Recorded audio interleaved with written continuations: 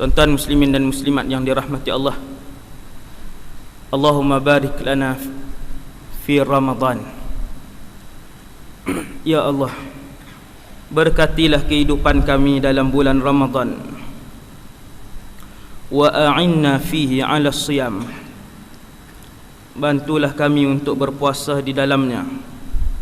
Wal qiyam, mendirikan malamnya. Wa ghaddil basari, menundukkan pandangan. Wa hifdzil lisan, dan bantulah kami untuk menjaga lidah.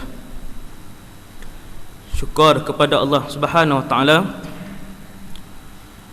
dengan taufik dan hidayah daripada Allah, kita dapat bersama-sama duduk dalam rumah Allah,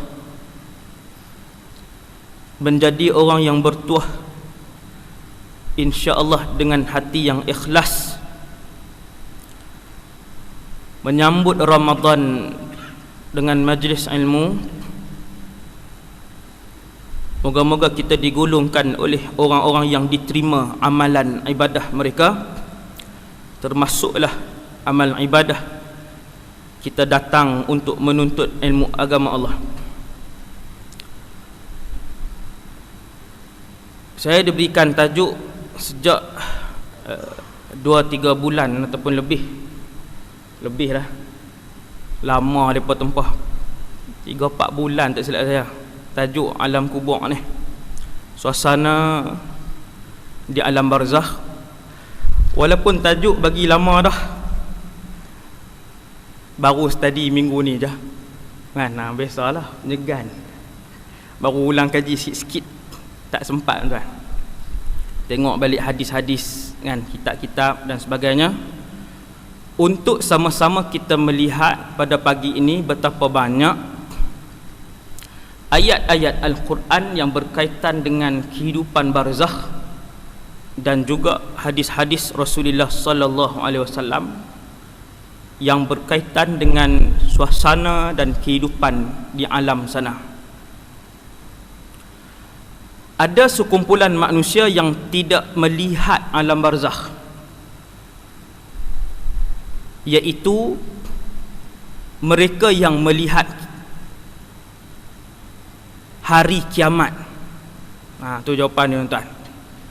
Yang tengok hari kiamat, yang menyaksikan qiyamis sa'ah, berlakunya kiamat, kumpulan ini saja dia mati, kemudian dihidupkan kembali selepas sangkakala yang kedua, dan mereka tidak ke alam barzakh. Dan orang-orang yang melihat hari akhirat ni, tuan-tuan jangan berdoa pula harap-harap tak payah tengoklah alam kubur ni. Sebab yang tak tengok alam kubur, yang tidak menghadapi alam kubur ini, orang yang melihat kiamat. Orang yang melihat kiamat hanyalah orang kafir saja. Jangan berdoa pula tak mau pergi alam barzakh.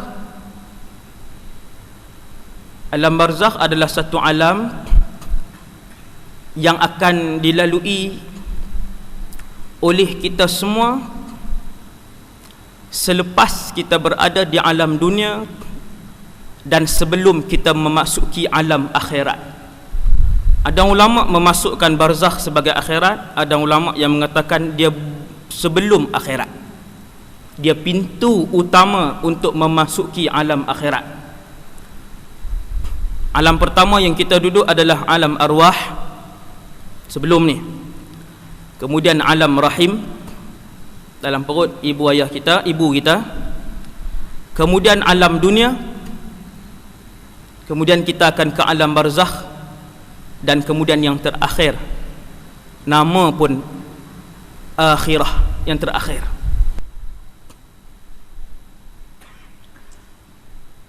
Para sahabat bagi tahu kepada kita bahwasanya alam barzakh ini, sekiranya orang itu selamat, maka dia telah selamat daripada satu permulaan akhirat yang besar, dan dia akan selamat daripada keadaan-keadaan yang menakutkan yang seterusnya. Tetapi apabila orang itu dia tidak terselamat daripada kecelakaan dan juga azab siksa alam barzakh, maka ketahuilah dia tidak akan selamat juga untuk kecelakaan besar yang menunggunya selepas alam barzakh. Maka Nabi SAW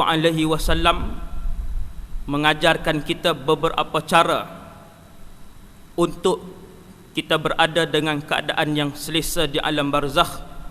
Antaranya kita mengamalkan bacaan surah Al-Mulk pada tiap-tiap malam. Sabit dengan hadis yang sahih, Nabi menyebutkan di dalam Al-Quran ada satu surah 30 ayat, seandainya dilazimi oleh kalian, maka kalian akan bebas daripada siksa alam kubur. Hak ceramah hari ni sejam setengah, hak kita nak tengok sekali lagi apa yang jadi dalam kubur sebagainya, beramai dengan ni insya-Allah. Dan satu lagi hadis yang tidak begitu kuat kedudukannya, tuan-tuan boleh tengok dalam kitab Tuhfatul Murid, Syarah Jauharatit Tauhid karangan Syekh Al-Allamah Ibrahim Al-Bajuri. Banyak perbahasan tentang alam kubur. Dalam hadis itu Nabi ada sebut, sesiapa yang membaca surah Qul Huwallahu Ahad ketika nazaknya, ketika sakit matinya, waktu duduk tengah nak duduk nazak tu, waktu duduk tengah dekat-dekat nak mati tu, Qul Huwallahu Ahad, maka dia akan dilepaskan, dibebaskan daripada siksa azab neraka.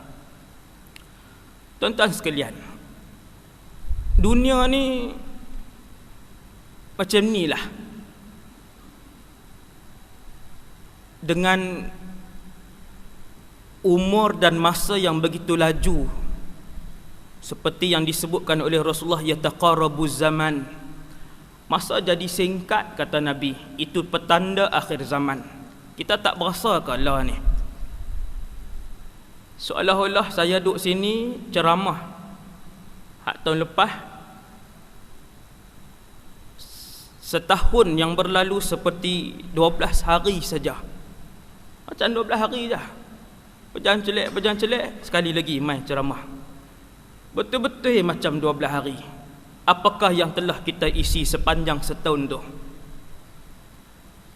Idza aradta an ta'rifa maqamaka indallah, kata para ulama, sekiranya kalian nak tahu kedudukan kalian di sisi Allah, fanzur lihat dan perhatilah kehidupan kalian, fima ashghalak, dengan benda apakah Allah menyibukkan kamu.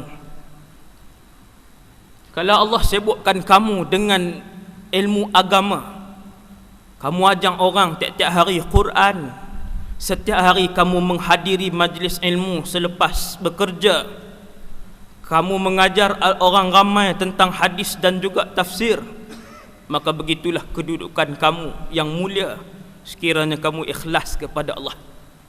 Fanzur fima ashghalak, tengok apa yang Allah sibukkan kita.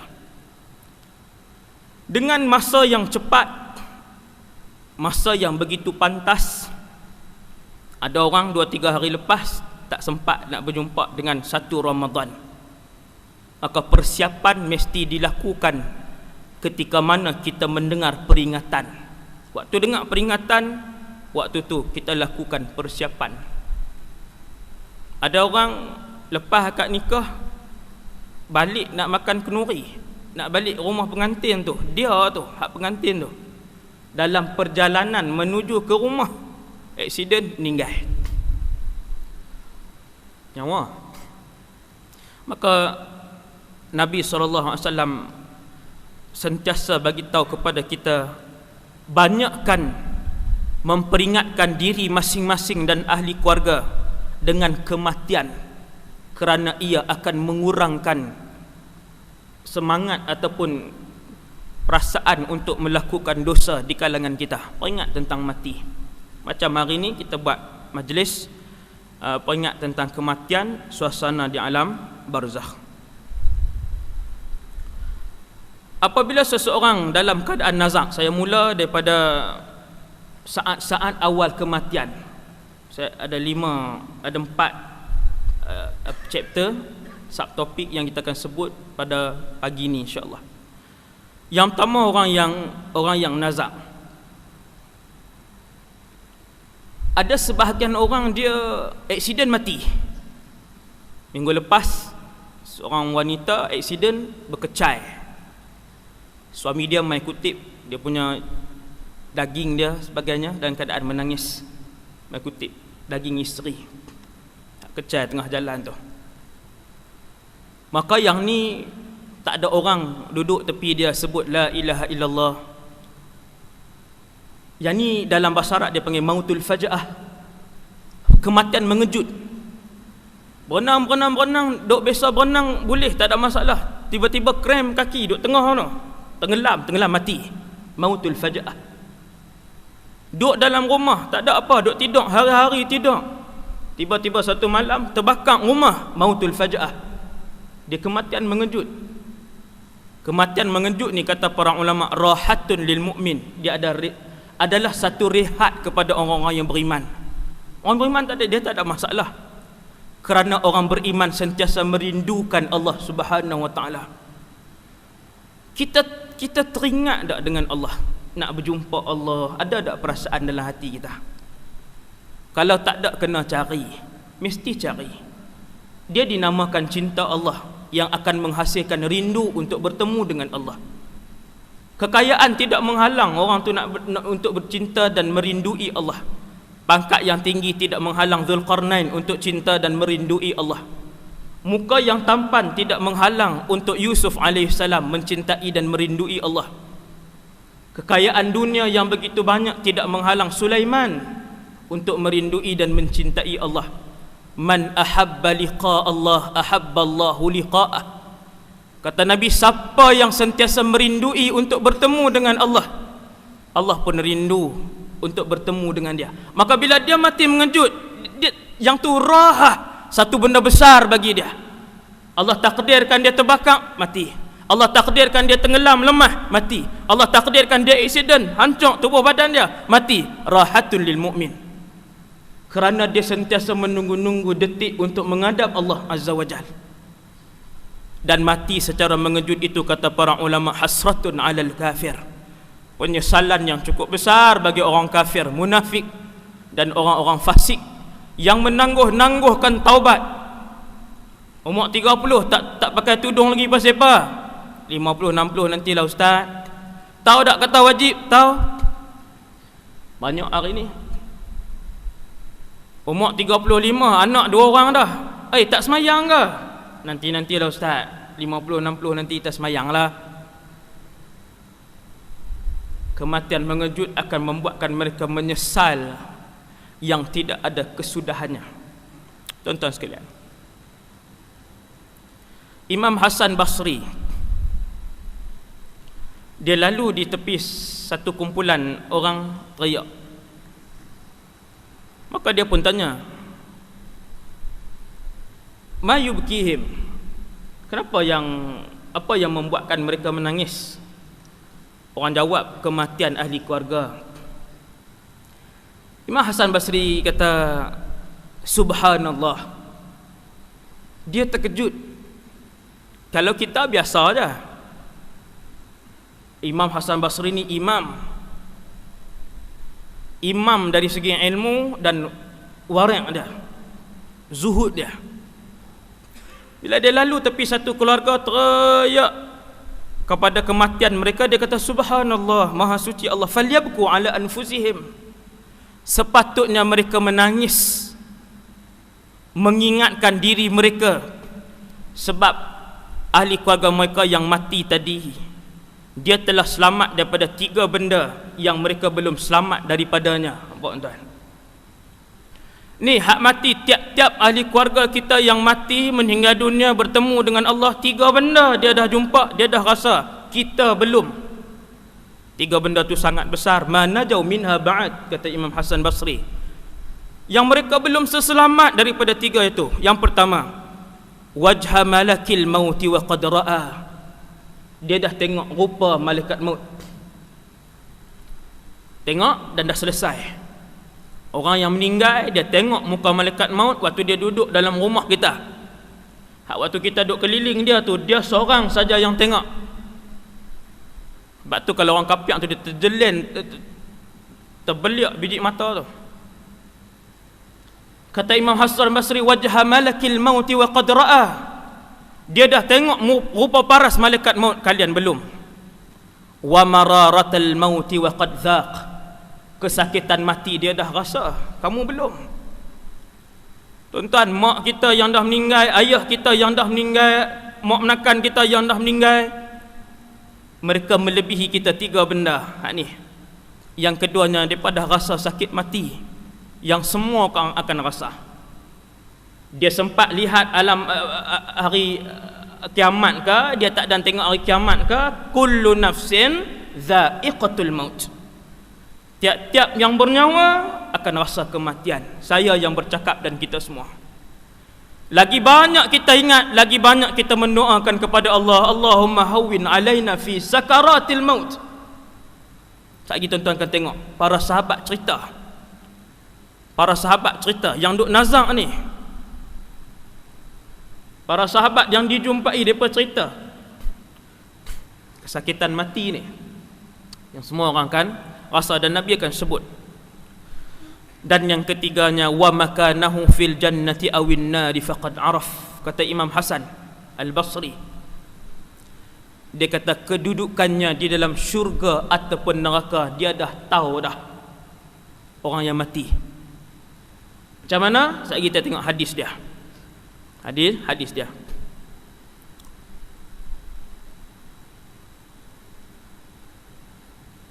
Apabila seseorang itu nazak, maka kita yang mengaji ni tuan-tuan yang mai kuliah pagi ni, mak kita nazak, ayah kita, adik kita, jiran kita, anak kita dan sebagainya, duduk di samping dia, kemudian baringkan badan dia atas lambung kanan dan mukanya menghadap ke kiblat. Kalau boleh, yang ni kiblat, maksudnya badan dia kot ni, kepala dia sini, kaki dia kot tu, bagi dia mengiring menghadap ke kiblat. Itu sunnahnya. Kalau susah dia pun tak boleh bergerak apa dah, bagi kepala belah sana, angkat sikit, kaki dia menghadap kiblat. Buat benda-benda hak Nabi ajak ni untuk memudahkan dia, memuliakan dia, untuk mengundang keberkatan Allah apabila kita buat benda yang disunahkan oleh Rasulullah sallallahu alaihi wasallam ajak. Apabila orang dia ihtidar ataupun dia nazak. Nazak ni kadang-kadang ada orang sejam ya.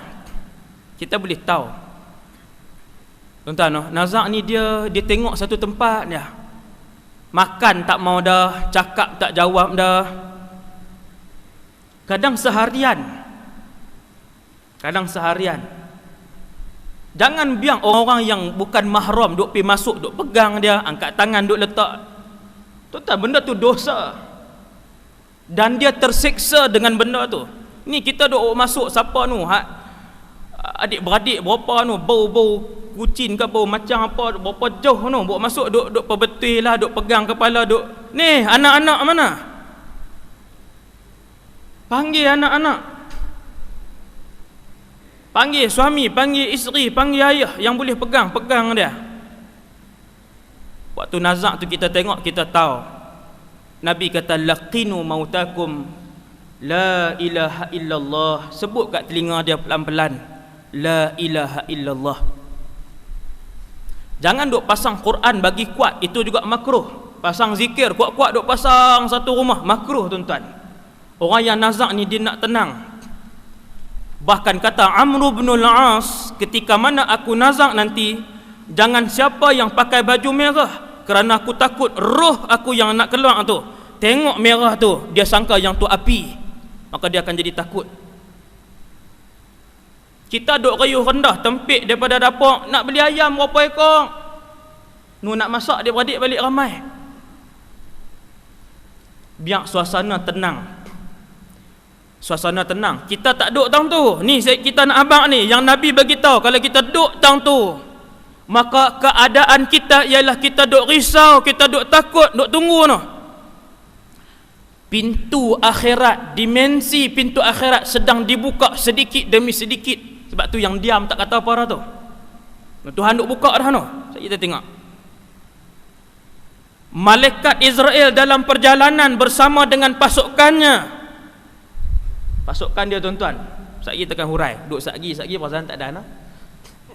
Kan? Tak ada nasib lah tuan-tuan no. Dia nak main dengan pasukan dia. Tuan-tuan, Nabi kata biar tenang suasana tu.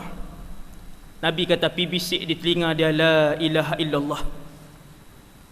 Dia yang paling elok sekali, orang yang paling rapat dengan kita, anak kita, isteri kita, suami kita, ayah kita, mak kita. Ini paling rapat dengan kita. Bisik tu pula bila tengok dia tak sebut, jangan duk kata duk tepuk pipi dia pula, sebut oi. Memang kadang-kadang dia tak sebut, tapi dia dengar yang sedang nazak ni semua dia dengar, dan dia sedang melihat dua alam ketika itu. Dia nak mula melihat dua alam. Memang dia nampak hak keliling dia, siapa hak duk lalu pakai seluar pendek, cucu dia lalu dalam keadaan tak tutup aurat, semua dia duk tengok. Ni dia duk main ni, dia duk imbas habis. Ni nak bertemu dengan Allah macam mana ni. Sebab tu jangan duk bagi orang tak tutup aurat duk pergi duk tang tu lah apalah. Tuan, sebut kat telinga dia, la ilaha illallah. Sesiapa yang akhir kalamnya la ilaha illallah, dakhalal jannah, maka dia ada peluang untuk masuk syurga.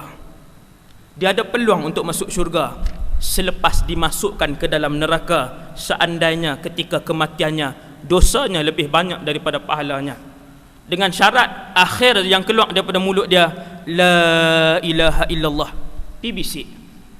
Bisik, jangan bisik tiap-tiap minit. Bisik la ilaha illallah selang sat 2-3 minit. Bisik pula dengan lembut, la ilaha illallah, sebut ayah, kata. Nampak tuan-tuan? Hak ni kalau anak reti. Tak syarat ustaz tuan-tuan, tak syarat ustaz. Berapa ramai saya tengok yang bukan ustaz pun tapi reti, orang-orang saleh yang mengaji. Dia pangku kepala ayah dia, kepala ibu dia, la ilaha illallah. Untung mak ayah ni.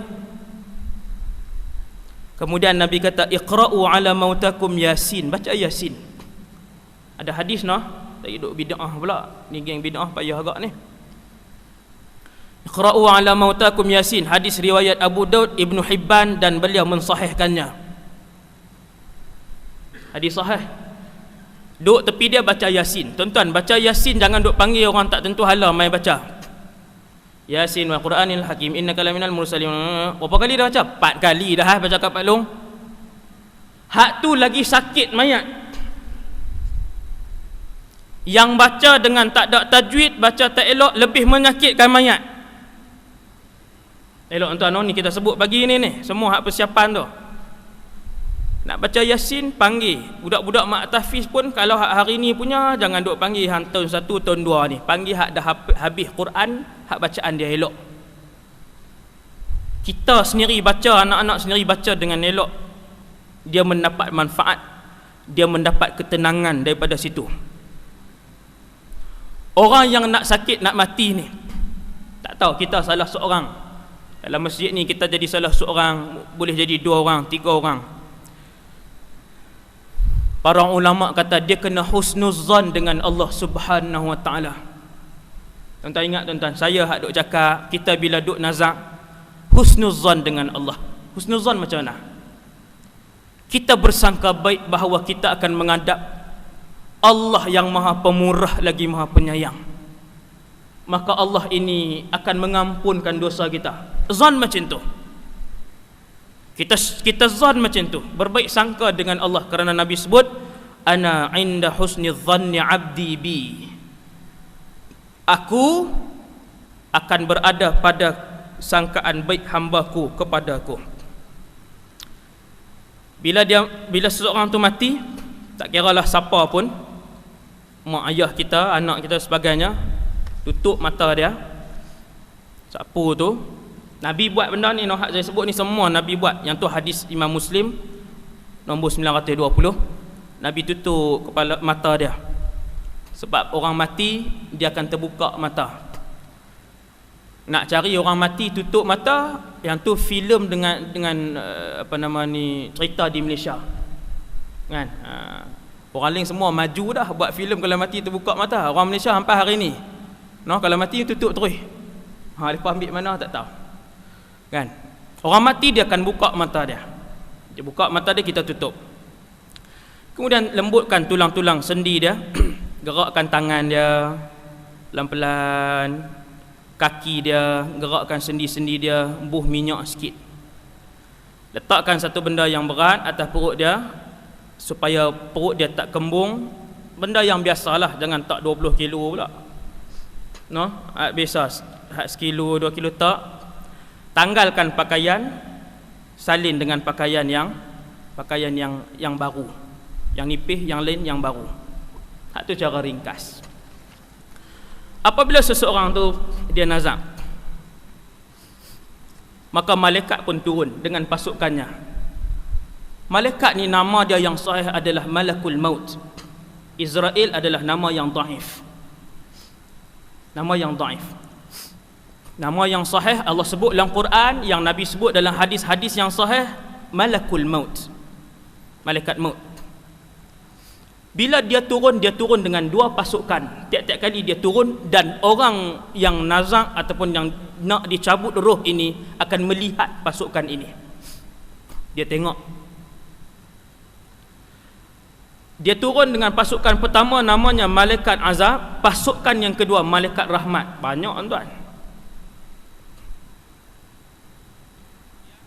Seorang lelaki Bani Israel, Nabi cerita, boleh tengok dalam Riyadhus Salihin, hadis itu juga hadis sahih. Dia bunuh 99 orang. Kemudian dia nak taubat. Dahsyat tuan, 99 ramai ni. Bunuh. Kemudian dia nak bertaubat. Dia pergi tanya satu orang. Orang ni dia bukan alim, dia banyak zikir ya. Jenis pi yahana ya, kuliah tak mau pi. Kena sebut gak benda ni, kena buh gak. Majlis lawak semangat daripada mana-mana orang ajak pergi kuliah, segan. Hak ni mainan syaitan, jaga elok. Tuan-tuan, laki-laki hak nak taubat ni, dia pergi tanya seorang yang rajin ibadat. Ilmu tak ada. Zikir banyak, selawat banyak, semayang, sunat apa semua, ilmu tak ada. Bahaya tak? Bahaya. Kerana bila dia buat satu benda, dia tak tahu sah ke tidak, halal ke haram. Dia banyak aja buat. Maka apabila laki-laki hak nak taubat ni pergi tanya dia, aku bunuh 99 orang, rasa nak taubat boleh ke? Laki-laki tu jawab, tak boleh.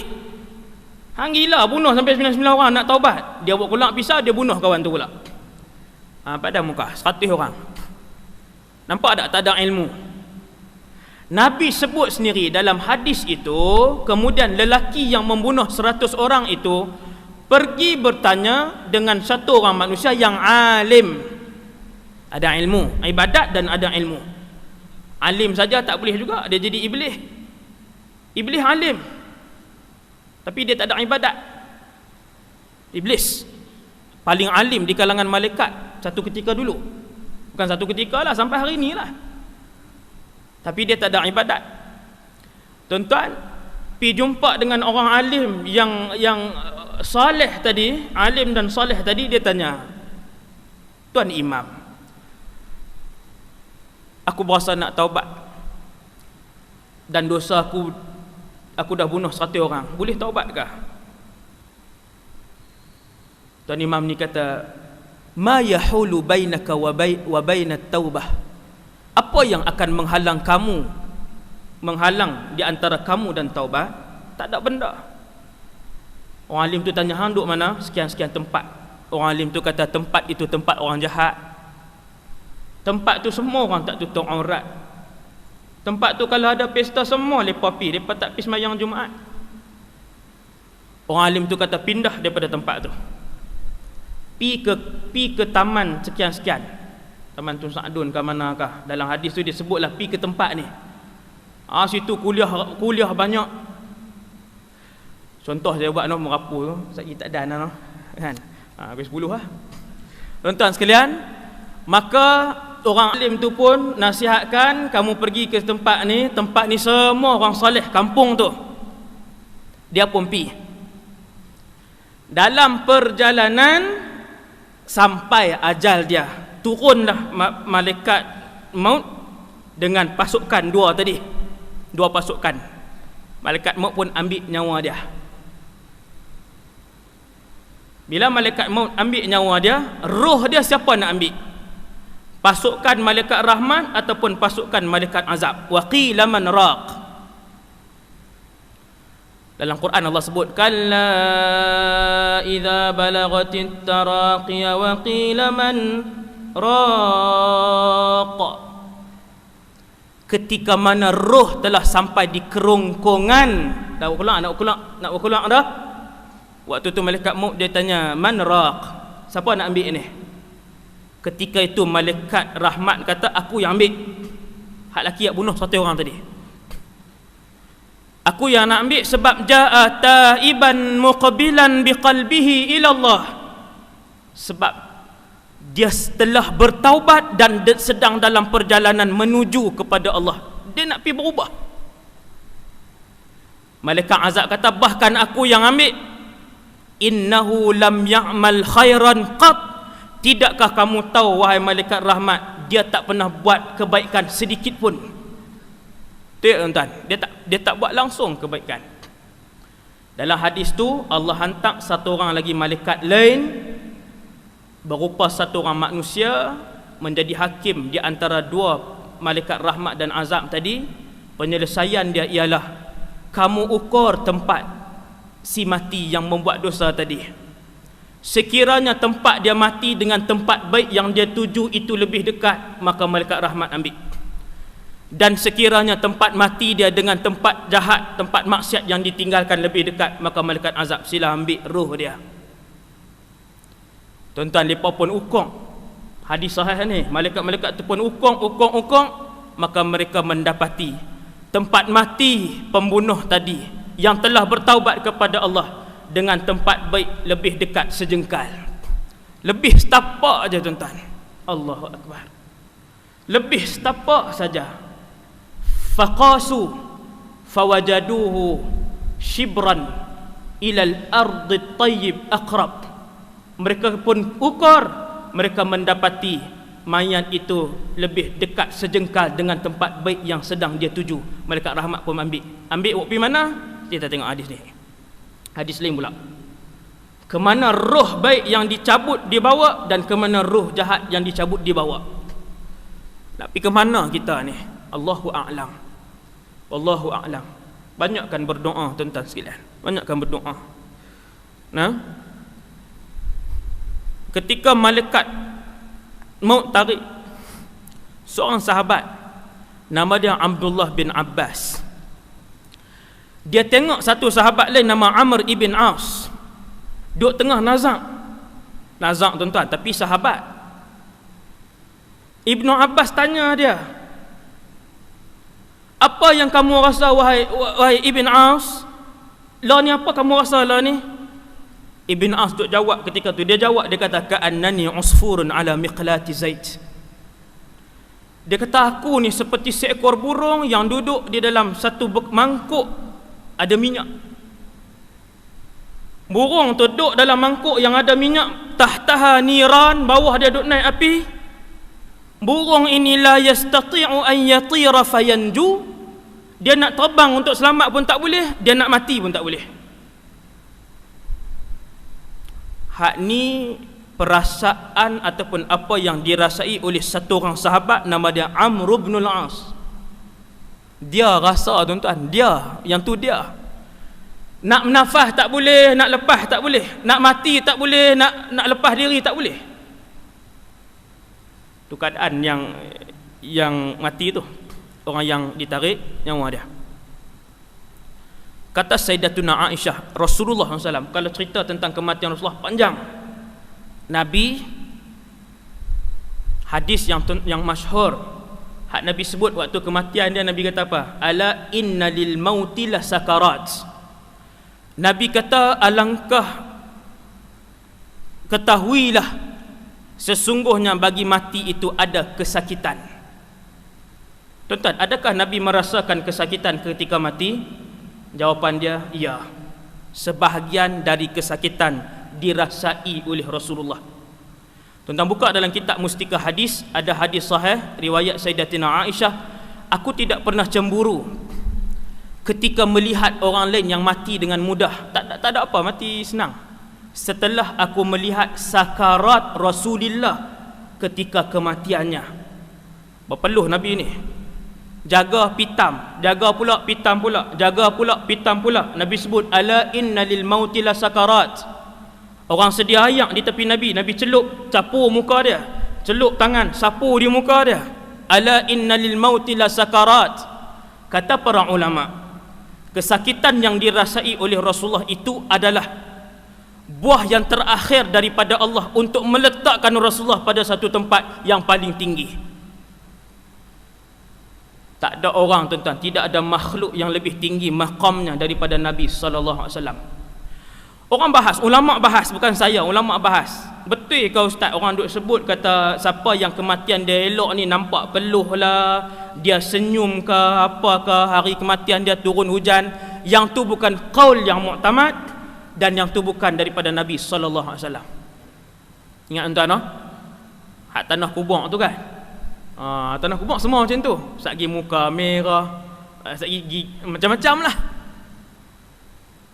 Tuan-tuan, hak petanda-petanda itu bukanlah jawapan muktamad untuk kita mengatakan dia mati dalam keadaan baik ataupun dia mati dalam keadaan tidak baik.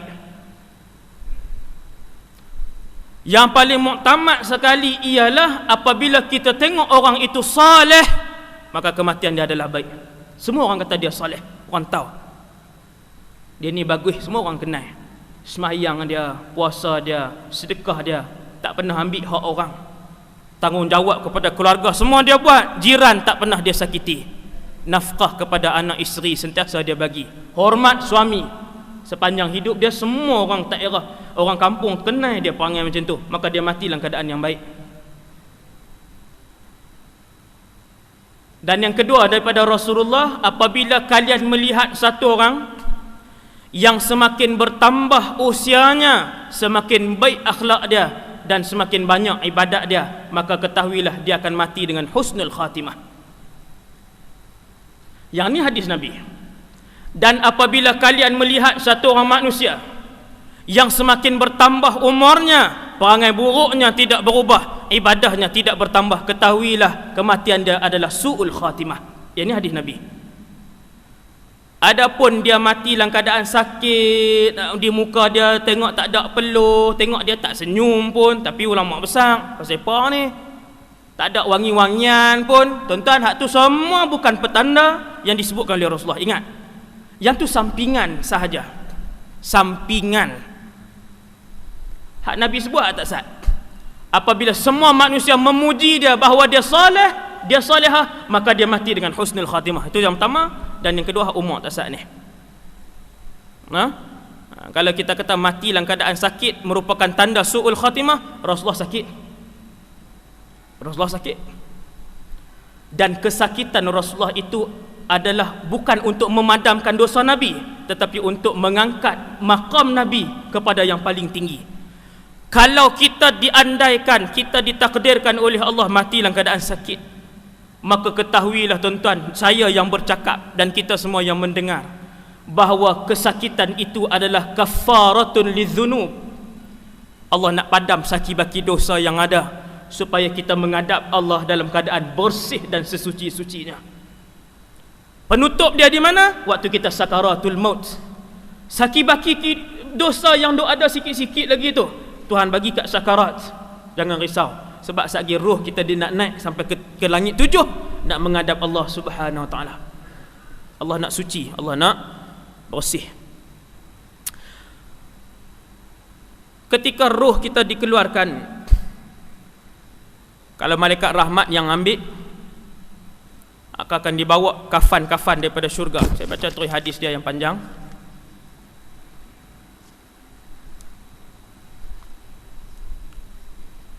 Sekiranya orang yang mati tadi adalah orang yang baik, maka ruhnya adalah ruh yang wangi. Wangi keluar. Wangian itu dapat dicium oleh kesemua para malaikat. Dan sekiranya ruh tadi ruh orang yang banyak dosanya, jauh sangat daripada Allah, maka ruhnya sangat busuk. Dosa dia ada bau dia tuan-tuan. Ni waktu kita hidup ni pun, sebelum mati, dosa ada baunya. Amal ibadat juga ada baunya yang wangi. Apabila seorang tu buat dosa atas muka bumi ni waktu kehidupan dia, sekiranya bau itu dapat dicium oleh muslim yang lain, ma jalasa muslimun bijanibi muslimin, nescaya tidak akan ada orang Islam yang duduk tepi orang Islam yang lain. Terlalu busuk. Tapi benda tu kita akan bau nanti waktu malaikat maut dia tarik nyawa kita, waktu tu kita boleh bau. Dan semua penduduk langit bau, sama ada wangi ataupun busuk. Tuan-tuan, kemudian satu hadis tentang kematian ni kita tengok Nabi sebut daripada Bara' bin Azib. Satu hari, kata para sahabat, kami keluar dengan Nabi SAW mengiringi satu jenazah. Seorang lelaki daripada Ansar. Kemudian kami pun sampai di perkuburan. Mereka pun baru duduk nak korek liang lahat. Maka Nabi pun duduk di situ. Ini kisah kisah kematian ni, apa yang berlaku. Nabi pun duduk. Wajalasna haulah. Tuan-tuan, ramai semua pakat pi. Nabi pun duduk. Kata para sahabat, kami semua duduk keliling Nabi. Wa ka'anna ala ru'usiina at-tayr. Seolah-olah di atas kepala kami ada burung. Ni macam ni tuan-tuan, semua duduk diam je. Sahabat begitu. Semua duduk dengar dengan khusyuk. Duduk tunggu ni Nabi nak cakap apa. Semua khusyuk. Di tangan Nabi ada satu ranting yang Nabi duduk tengah cucuk di tanah. Wa fi yadihi 'udun yamkutu fil ard. Nabi duduk cucuk di tanah. Maksudnya Nabi sedang berfikir. Nabi nak cakap tu, dia nak cakap. Kemudian Nabi pun angkat kepala dia. Nabi kata, Ista'idhu billah min azabil qabri. Nabi kata, mohonlah perlindungan kepada Allah daripada azab kubur. Alam barzakh wujud. Dan ini antara akidah yang mesti kita pegang. Akidah kita tuan-tuan, buka dalam mana-mana kitab akidah. Antara kitab akidah yang orang kata kuatlah adalah Tuhfatul Murid tadi, Syarah Jauharatit Tauhid. Antara akidah yang kita kena pegang ialah adanya alam barzakh satu. Sebab itu banyak hadis Nabi ajak baca doa, wa a'udzubika min azabil qabri 3 kali. Allahumma inni a'udzubika minal kufri wal faqr wa a'udzubika min azabil qabr. Doa ni Nabi baca pagi 3 kali, petang 3 kali. Kita baca tak? Kita tak baca sebab kita kemas. Sebab kita hebat. Nabi baca 3 kali pagi, 3 kali petang. Allahumma inni a'udzubika minal kufri wal faqr wa a'udzubika min azabil qabr. Ya Allah, aku berlindung denganmu daripada azab kubur.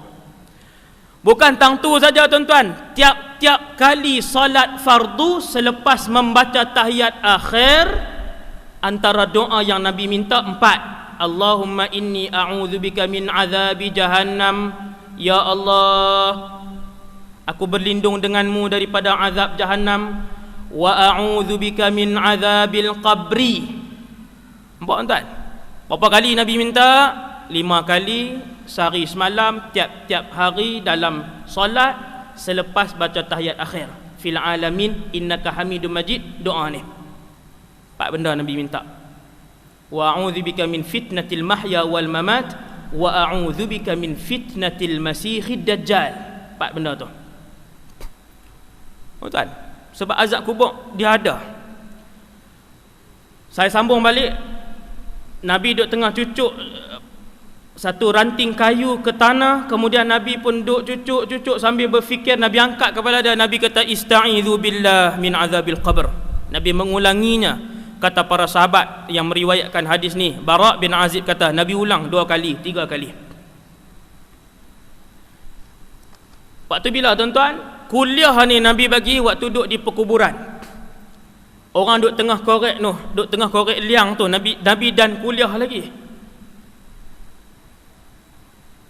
Nabi dan kuliah lagi. Lagi kita sebut tuan-tuan, suasana di perkuburan, di tanah kubur tu. Kemudian Nabi kata sesungguhnya seseorang mukmin itu apabila dia meninggalkan dunia dan dia kembali kepada akhirat, maka turun kepadanya para malaikat bidul wujuh, muka-muka mereka putih bersih, ka'anna wujuhahumus syams, seakan-akan wajah-wajah mereka matahari. Ramai tuan-tuan, hak nak turun ni ramai. Siapa hak nampak?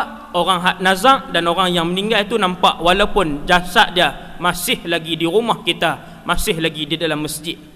Dia dah nampak habis dah. Dia turun mai, Nabi kata akan turun mai malaikat. Hak ni kalau jenazah baiklah.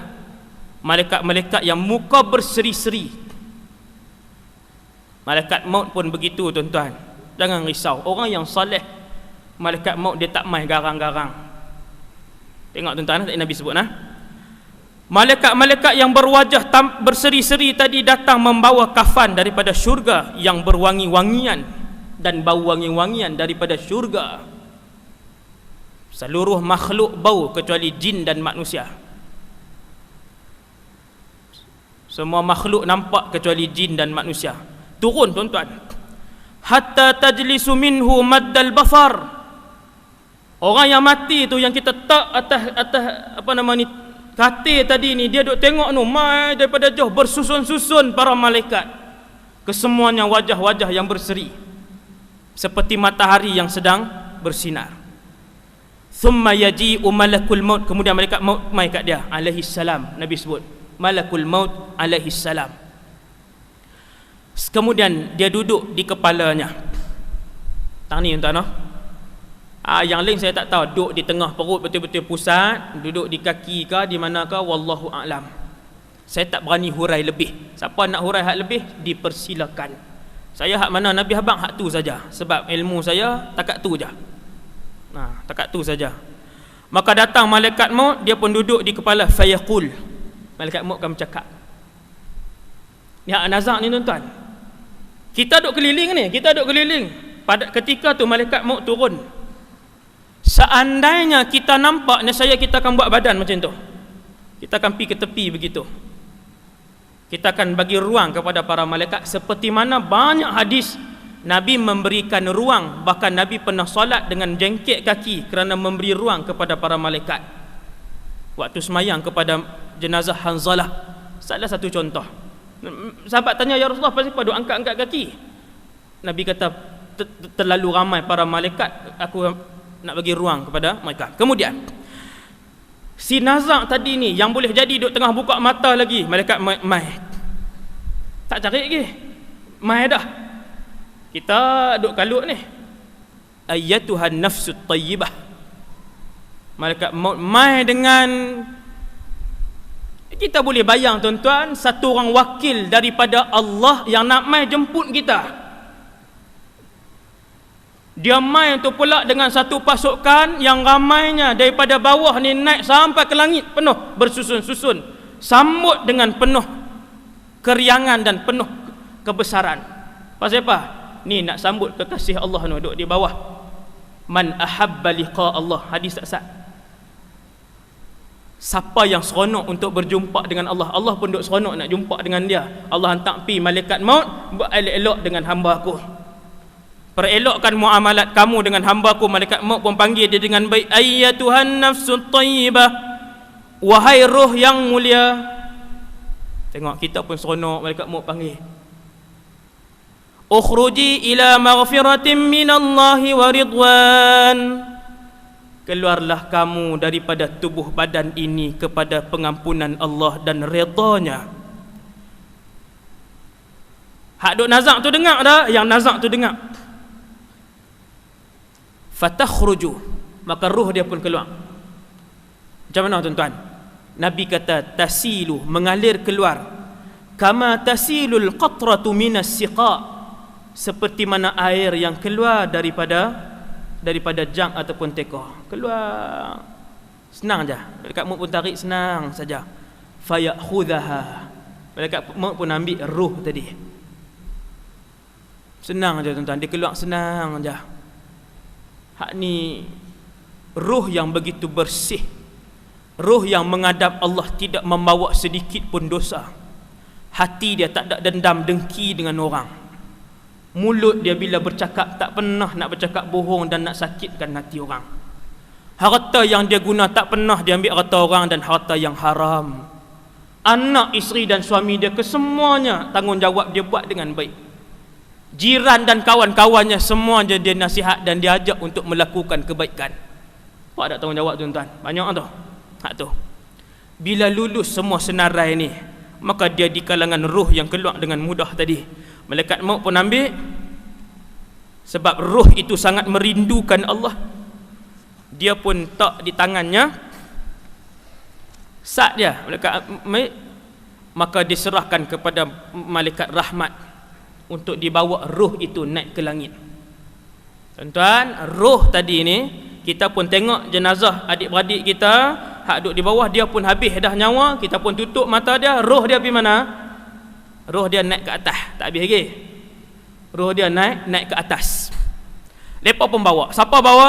Pasukan malaikat rahmat. Bawa ni, bawa roh dia. Macam mana bawa roh dia? Apa perasaan dia? Tuan-tuan, perasaan kita waktu tu macam itulah perasaan kita. Apa dia? Baru meninggalkan rumah, tak sat baru keluar, kita masih tertanya-tanya, oh inilah roh keluar daripada badan. Hak mana yang rasa sakit, ada yang sakit banyak, ada yang sakit sikit, 10%, 20%, ada yang sakit 30%. Ni perasaan tu. Ustaz, kita ingat tak rumah kita Taman Tun Sakdun, Taman Brown? Ingat. Waktu roh duk naik tu kita ingat. Bahkan kalau sebut nama isteri kita, kita ingat. Sehingga kan Sayyidina Umar tanya, ya Rasulullah, a'arifu anni Umar? Waktu malaikat maut mai, suasana tengah tarik nyawa, lepas tarik nyawa, aku duk naik atas tu, a'arifu anni Umar? Aku tahu tak bahawa aku ni Umar? Nabi jawab apa? Kasa'atikal an, macam hang la ni. Nabi kata maklumat yang dalam kepala otak, yang dalam akal kamu seperti kamu sekarang. Password Facebook dia apa semua dia ingat. Nombor password kad kredit dia apa semua dia duk ingat. Sayyidina Umar tanya, a'arifu anni Umar? Waktu tu aku kenal ke kata aku tu Umar? Nabi kata kasa'atikal an, macam hang lah ni. Maksudnya kita akan maka roh dibawa naik, tuan-tuan, sampai ke langit dunia. Dulu kita duk teringin tengok ni dia. Hak Nabi naik Isra' Mi'raj 7 langit tu. Roh setiap orang akan dibawa naik ke atas. Pintu langit ditutup. Sama tuan-tuan, no? Hadis ni pun pintu langit ditutup, hadis Isra' Mi'raj pun pintu langit ditutup. Memang ditutup. Fayustaftah, malaikat rahmat yang bawa roh kita minta izin, tolong buka Ustaz, ada satu roh. Maka dibuka. Seluruh penghuni langit tanya, ma hadzal ruhut thayyib? Roh siapa ni yang wangi dan baik sangat ni? Oleh malaikat tu pun jawab, roh fulan bin fulan. Bila malaikat rahmat tu jawab, dia jawab dengan nama yang paling disukainya di dunia. Nabi kata, bi ahabbi asma'ihi fid dunya. Dunia dulu dia suka orang panggil dia apa? Oh, dia suka orang panggil dia Datuk Seri Tun apa semua tu, bubuh semua hak depan tu. Hak itulah panggilan yang paling dia seronok orang bubuh senarai tu. Maka di langit esok orang panggil dia, malaikat akan seru dia dengan panggilan tu. Ataupun apa saja nama yang dia seronok kalau orang panggil dia dengan nama tu. maka nama itulah yang akan dipanggil. Naik langit kedua, tutup. Malaikat rahmat yang bawa dia tadi, yang iring dia ramai-ramai tadi ni, minta izin untuk buka. Mereka pun buka. Malaikat seluruh penduduk langit kedua kata, ma hadzal ruhut tayyib, ruh siapa ni, wangi baik ni. Macam itulah sampai ke langit kedua, ketiga, keempat, sampai ke langit ketujuh. Langit ketujuh dibawa menghadap Allah. Fayaqulullah, kata Nabi, maka berkata Allah, uktubu kitab abdi fil illiyin, tuliskan buku hambaku pada satu tempat yang bernama illiyin. Selamat dia. Illiyin ni satu tempat untuk orang-orang soleh. Maksudnya kalau buku amalan dia di sana, amalan dia ada di sana, maka yang tu orang-orang soleh. Ingatlah tuan-tuan, kalau nama Tuhan sebut illiyin, orang soleh lah kita, baguslah kita. Ada satu lagi nama saja kita tengok. Kemudian Allah sebut pada roh yang baik itu, kembalikan dia ke bumi. Nampak tuan-tuan? Rupanya dia akan turun balik. Sebab dalam syurga dan neraka sekarang ni tidak ada lagi siapa-siapa pun yang mendapat rahmat, nikmat dalam syurga, dan belum ada satu orang manusia lagi pun yang mendapat azab dalam neraka sekarang ni. Tu roh para nabi apa semua tuan-tuan, Ustaz, roh para nabi, rasul ke, orang wali ke apakah, semua tak ada lagi dalam syurga. Bahkan Abu Jahal, Abu Lahab apa semua, roh mereka belum ada dalam neraka, semua di alam barzakh ataupun orang kapiak di satu tempat. Kemudian Allah Ta'ala kata balik roh dia ke jasad dia, kerana daripada bumi lah aku menciptakannya, tanah kepadanya lah aku kembalikannya dalam kubur, dan daripadanya lah, daripada bumi balik aku menghidupkannya semula, akan dibangkitkan balik nanti. Maka roh tu pun dikembalikan kepada jasad dia. Roh tu pun dikembalikan kepada jasad dia. Tuan-tuan sekalian, kemudian yang seterusnya, kita sampai tahap mana? Kita sampai roh tadi kembali kepada jasad dia.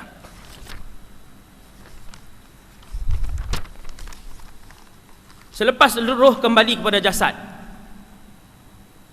yang tu waktu roh dah duduk dalam kubur.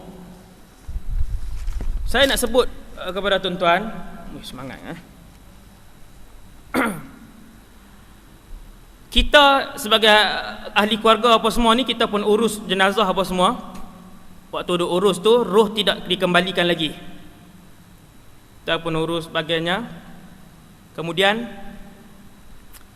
dikafankan, disolatkan dan dibawa. Saya nak peringat satu benda, iaitulah berkaitan dengan wasiat.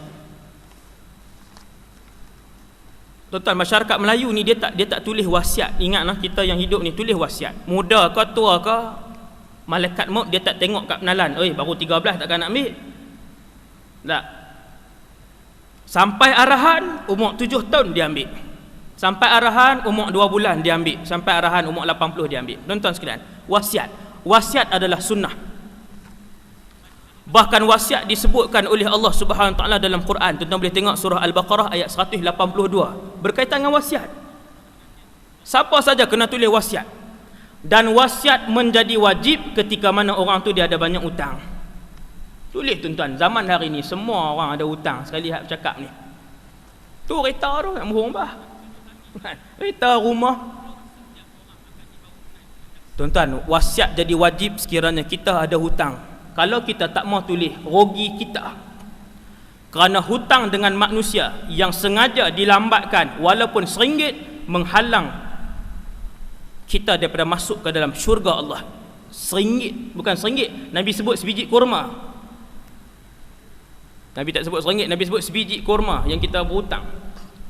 Tulis wasiat tuan-tuan. Dalam wasiat yang paling penting sekali, apa yang kita hutang orang. Hak tu yang paling penting sekali. Ni dosa kita dengan sesama makhluk. Dan yang lain tu biasalah. Kalau boleh siapa mandikan kita, itu dianjurkan juga. Kita kenal satu orang ni, kita tahu dia ni mandi jenazah dan dia ni cukup bagus, dia soleh. Kita nak dia mandikan kita, kafankan kita. Tu tulis dalam wasiat, kalau nak, kalau boleh yang solatkan saya nanti adalah salah seorang daripada anak-anak saya, dan kebumikan saya di sekian-sekian. Jangan minta jauh tuan, minta di Australia tu, meninggal taman tun. Yang tu tidak perlu ditunaikan kerana susah. Dia boleh buat permintaan, tulis dalam wasiat tu, ada hutang siapa sekian. Dan Nabi SAW pun banyak hadis yang berkaitan dengan wasiat, banyak hadis. Kemudian maka dia bawa jenazah kita ke perkuburan. Waktu tu jasad saja, ruh tak ada. Ruh duduk tengah perjalanan tadi. Maka mai ke bumi kita, habis ke bumi kita, Nabi SAW pesan, benda yang paling diperlukan oleh orang yang mati ialah doa. Kerana sekarang dia akan disoal oleh malaikat lain pula, pasukan Munkar dan Nakir. Kita menyedihkan sangatlah bila pi perkuburan tuan-tuan. Pi ramai, 60-70 orang pi. Perempuan-perempuan yang tak tutup aurat ni tak payah pi lah kubur. Membuatkan para malaikat rahmat lari daripada tempat tu sebab maksiat tu. Siapa sayang mak ayah dia, ahli keluarga dia yang meninggal dunia, dia tengok maksiat, dia pergi habaq kata saya minta maaf, duk tang lain. Tu tuan, kalau dia sayang mak ayah dia. Kita hari ni di perkuburan, kita tengok yang tak tutup aurat berlambak-lambak mai. Saya maksudkan tak tutup aurat ni hak pakai ketat pun saya sebut tak tutup aurat lah. Haram juga tuan, benda haram bawa pergi ke kubur. Waktu tu kita nak para malaikat rahmat apa semua didoa dengan baik-baik. Pi ramai 60-70 orang. Yang tolong di perkuburan ni ada 20 orang, 15 orang. Hak lain tu apa dia? Grup sana ada 6 orang. Masing-masing duk tunjuk handset, duk bluetooth hang aku, duk sembang ha ha ha. Grup sana ada 4-5 orang duk tunjuk baju lepa, tudung lepa lah. Hang nak main kubur pakai lawa-lawa, dia kata bila lagi nak pakai. No grup belah sana geng rokok dan hil apa semua ni, 7-8 orang tu lagi ramai. Duk buat kerja haram kat tanah kubur. Duk isap rokok. Gelak gelak aku. Tuan-tuan, sehingga saat itu roh ataupun yang mati itu masih melihat suasana itu, dan dia mencari-cari mana saudara maranya yang membacakan kepadanya doa dan juga Al-Quran. Yang paling dia tengok adalah anak dia, isteri dia, suami dia, mak dengan ayah dia. Hak ni yang paling dia tengok. Hak ni yang paling dia cari roh waktu tu. Dia masih melihat. Seawal dia ditarik nyawa dalam rumah tadi tuan-tuan, sampai nak masuk tu dia duk tengok lagi siapa yang buat apa ni, yang duk buat apa, dia duk tengok lagi. Ni suasana yang macam ni cukup tak mahnya tuan-tuan. Suasana yang sebab dosa dia membuatkan para malaikat jauh daripada tempat tu. Dosa. Okey, kemudian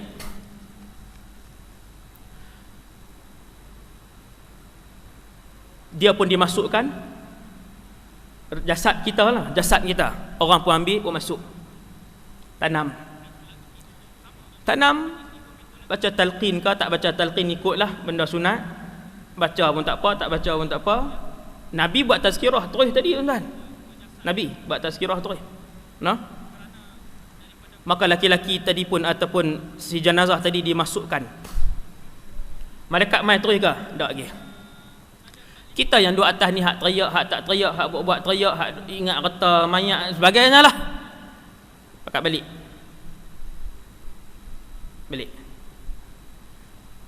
Nabi kata, apabila mereka melangkah kaki balik, tengok mayat dan ruh yang ada tadi ni, hatta yasma'a qar'ani alihim. Ini juga disebut dalam hadis yang sahih. Nabi kata jenazah tadi mendengar bunyi derapan kasut yang terakhir yang melangkah kaki meninggalkan kubur. Nampak tak tuan-tuan? Dia nampak, bahkan dia dengar semua. Nabi kata ketika mana dia mendengar suara dan derapan kasut yang terakhir, ahli keluarganya meninggalkannya, ketika itu datanglah malaikat. Siap. Waktu tu mai malaikat Munkar dan Nakir. Seandainya ruh itu baik. Waktu ni yang ruh dikembalikan kepada jasad, tuan-tuan. Waktu tu ruh masuk balik ke dalam jasad, dikembalikan ke dalam jasad. Waktu ni kalaulah rohnya baik, mai satu orang kat dia. Mai satu orang kat dia, rupa yang elok. Dia pun tanya, man ant? Roh tadi bercakap, roh dengan jasad tadi, dia kata, hang siapa? Dengan rupa parah yang baik, rupa yang berseri-seri, kamu ini tidak dilihat kecuali dalam kebaikan. Roh tadi pun kata apa, tuan-tuan? Ana amaluka salih. Aku adalah amalanmu yang mulia, amalanmu yang baik. Saya tengok. Ana jali suka hatta taqumas sa'ah. Aku akan duduk di sisi kamu sampailah berlakunya kiamat. Tuan-tuan, kalau amalan kita baik, amalan tu dia akan main dengan rupa bentuk orang, muka yang berseri-seri, dia teman kita sampai kiamat. Kemudian dia bagi tahu pula, saufa ya'ti kamalakan. Dia kata fulan, dia panggil nama kita, amalan kita ni, haduk tepi kita. Dia kata ni, sekejap akan mai dua orang malaikat. Jangan takut. Arhamu bika min abika. Arhamu bika min abika wa ummika. Dua-dua orang malaikat tu lebih menyayangi kamu daripada ibu dan ayahmu menyayangimu. Pasal apa, tuan? Pasal orang bagus. Dia kata, hang jangan risau. Sekejap dua orang malaikat mai, tapi depa baik. Fayas'alanika kadza wa kadza fa'ajibhuma wa qul kadza wa kadza. Amalan baik kita kata, satgi depa akan tanya soalan satu, kamu jawab macam ni. Soalan dua, hang jawab macam ni. Soalan tiga, hang jawab macam ni. Kita waktu tu tarik nafas lega. Lega sangat. Pasal apa? Pasal amalan kita, amalan yang baik, dan kita orang yang saleh. Maka datang malaikat.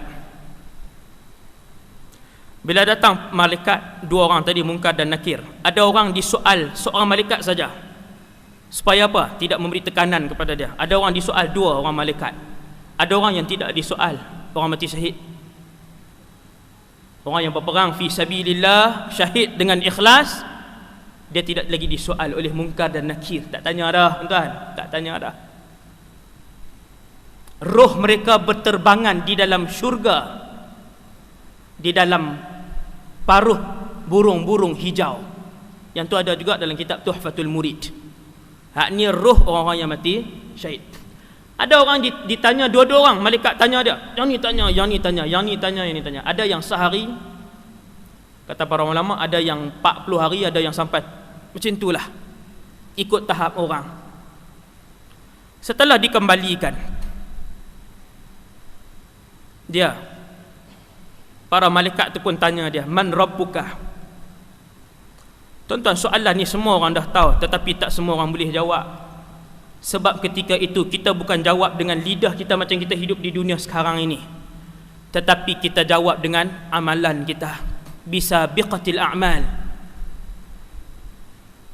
Amalan kita yang akan menggerakkan mulut kita untuk menzahirkan apa yang ada dalam hati kita, sama ada nifaq, syirik, iman, ataupun benda yang selama ni kita pendam. Hari ni kita buh kepiah, kita main masjid dengar kuliah, oh Islam, buh dalam kad penalan tulis Islam. Satu hari kita duduk dalam kubur, bila malaikat tanya man rabbuka, ada orang boleh jawab, ada orang tak boleh jawab. Tuan-tuan, roh yang baik ni, kata Rasulullah, dalam duk kena tanya, duk tanya ni, dia nampak seolah-olah matahari nak terbenam. Ini ada hadis. Dia nampak matahari nak terbenam, maka dia kata apa? Dia kata, utruka ni, tinggalkan aku, sebab solat asar nak habis waktu dah. Tuan, dia antara ingat dengan tak ingat dunia ni. Nampak tak, tuan? sibuk duk fikir tentang lah ni alam apa, alam barzah dengan sempit yang luas. Ni malaikat ni lah yang dulu kami duk dengar kuliah dulu ni, Munkar dan Nakir. Tiba-tiba dia nampak macam matahari nak tenggelam. Tuhan bagi nampak kat dia. Dia sebut kat malaikat, dia kata utruka ni, pilah lain saat, pi ke lain saat, pi tempat lain saat, sebab matahari dah nak terbenam. Aku tak mau terlepas dia.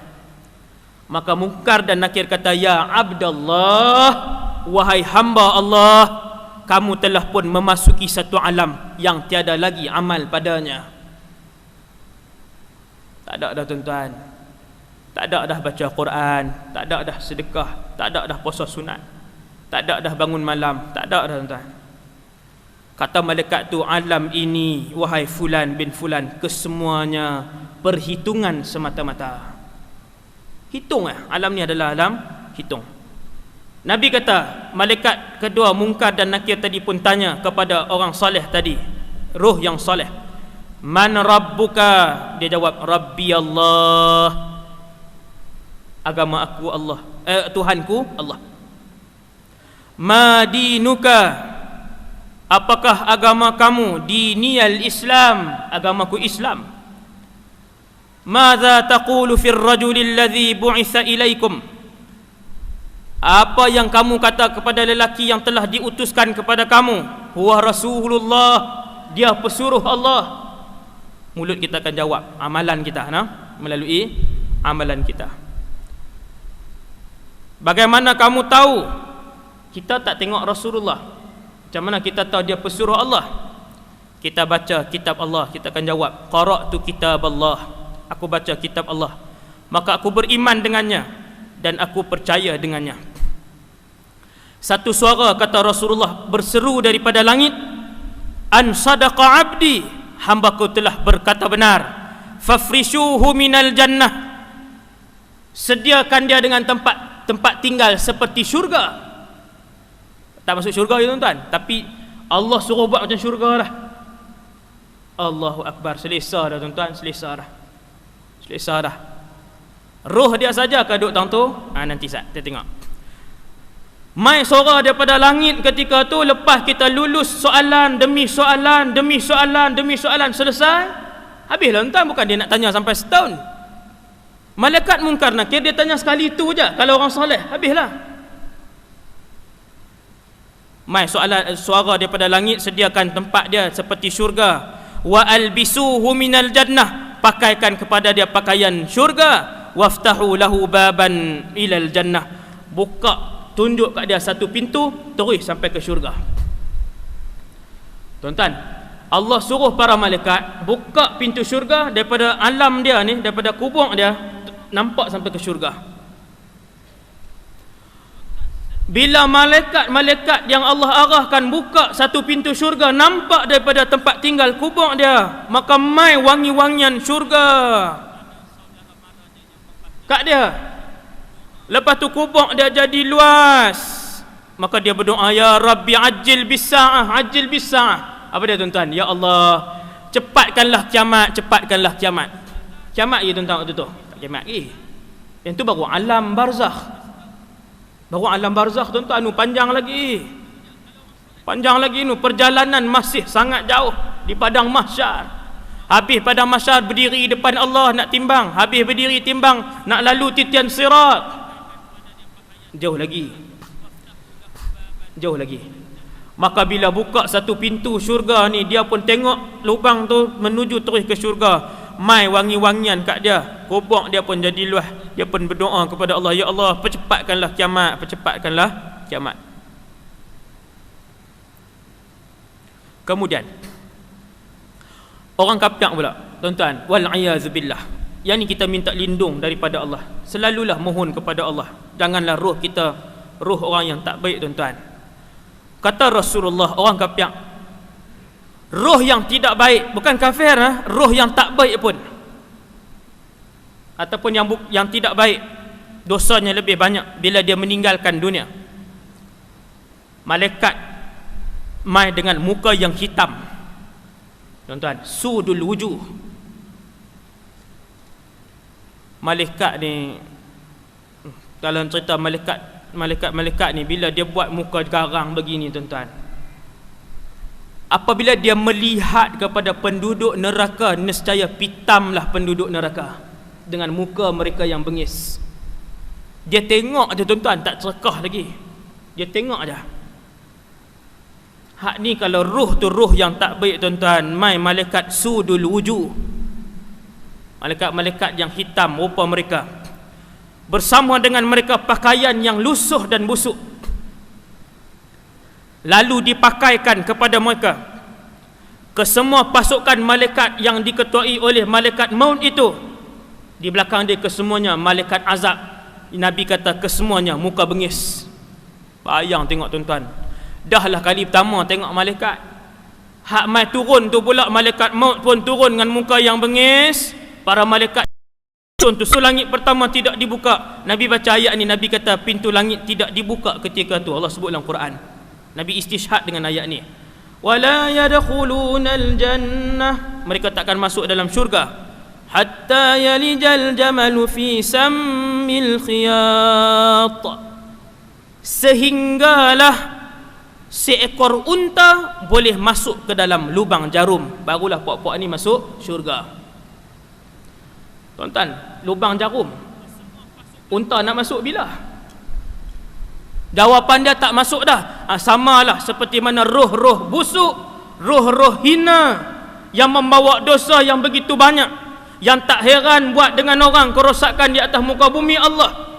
Dia naik esok, Tuhan tutup pintu langit, hang jangan masuk. Pergi ke mana? Sekejap kita tengok. Allah pun sebut dalam keadaan pintu langit tidak dibuka, Tuhan pun sebut dengan satu seruan, uktubu kitabahu fis sijjin. Ini nama tempat tak elok, sijjin. Amalan-amalan orang yang tak elok duduk di sijjin.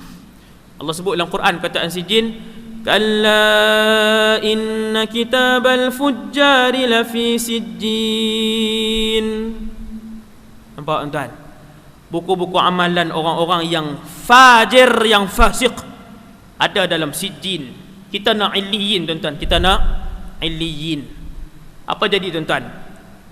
Nabi kata fatutrahu ruhuhu tarha, kemudian dicampak rohnya. Hina sungguh dah ni, hina sungguh dah. Dahlah tadi tak boleh masuk, Allah campakkan pula roh dia, wal a'yadzubillah. Banyak-banyaklah pohon kepada Allah tuan-tuan sementara kita duduk hidup ni. Nabi baca pula Quran, ayat Quran, bila Nabi kata roh mereka dicampak, Nabi baca pula ayat Quran surah Al-Hajj ayat 31, wa man yushrik billahi faka'annama kharra minas sama' fatakhtafuhu at-tayru aw tahwi bihi ar-ruhu fi makanin sahiq. Sesiapa yang mensyirikkan Allah, seolah-olah dia jatuh daripada langit kemudian disambar oleh burung, ataupun dihumbankan rohnya pada satu tempat yang membinasakan. Tang mana humban roh ni tuan-tuan? Tang ni Al-Hajj 31 ni, sebahagian ulama tafsir kata ketika itu Nabi yang baca ni ayat ni, waktu naik tutup pintu langit, ditutup oleh para malaikat, roh dia dipegang, dicampak turun pergi ke bawah. Pergi mana tuan? Kembali ke dalam jasadnya, masuk balik jasad dia. Sebab apa? Nak tanya dulu. Masuk balik dalam jasad dia, maka datanglah dua malaikat, Munkar dan Nakir. Malaikat Munkar dan Nakir pun mai tanya dia, man rabbuka, siapa Tuhan kamu? Tuan-tuan, Nabi kata dia jawab apa? Dia jawab la adri. Dalam bahasa Arab ni dia nganga. Ketika itu dia faham soalan itu, iaitulah siapa Tuhan kamu. Jawapannya mudah saja, Tuhanku Allah.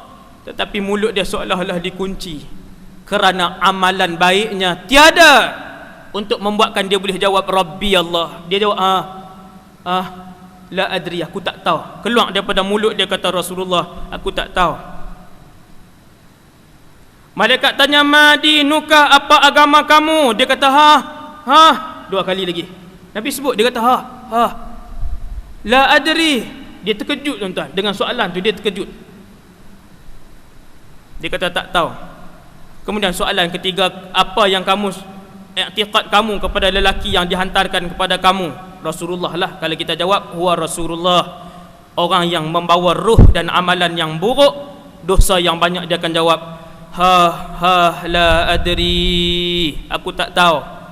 Maka dia diseru daripada langit, iaitu dengan seruan dia telah berbohong, sediakan tempatnya seperti dalam neraka, bukakan kepadanya satu pintu yang terus menuju ke neraka.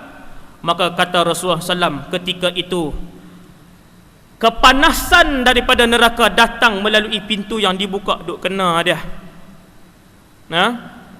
duk kena dia. Maka dia pun duduk dalam itu. Bumi semakin lama semakin menghimpit dia. Nabi kata hatta takhtalifa fihi adla'uhu, sehinggalah tulang temulang dia bertemu di antara satu sama lain, dan bermulalah azabnya. Hadis tadi diriwayatkan oleh Al-Imam Al-Bukhari. Sebelum ni saya tak sebut. Depa duk kalut telefon lapar lah. Ni pergi rujuk Imam Bukhari. Kan? Ada satu orang tu, dia teguk hak ni. Lah kali saya tanya dia, di rumah ada kitab apa? Ada 2 kitab ya. 2 saja. Kitab kecil satu, dua kitab kecil. Sahih Bukhari apa pun tak ada kan. Tapi hak dia teguk tu macam-macam.